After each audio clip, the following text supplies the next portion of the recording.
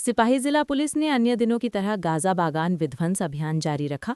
शनिवार की सुबह से ही सिपाही जिले के अतिरिक्त पुलिस अधीक्षक सोनामुरा उपमंडल पुलिस अधिकारी सोनामुरा थाना ओसी तापस दास, विभिन्न बलों के टीएसआर और बॉर्डर रॉकी फोर्स के कुल 500 जवानों के नेतृत्व में पाशानिया मोरा, कलमचौरा समेत विभिन्न इलाकों में वन विभाग की विशेष भूमि पर बने कई गाजा बागानों में छापेमारी की गई।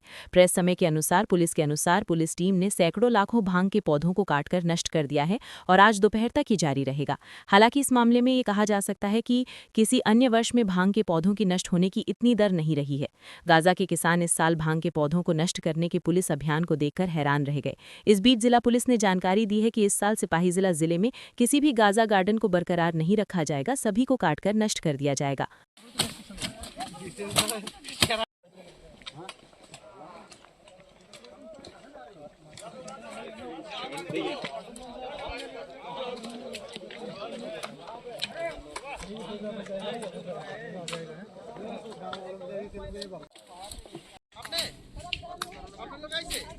हाँ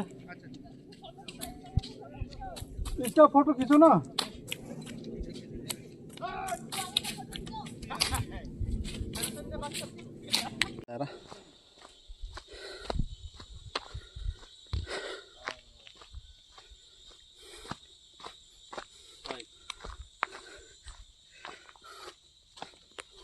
আইতো আইমত দিনের বরাবর ক্যামেরা করো।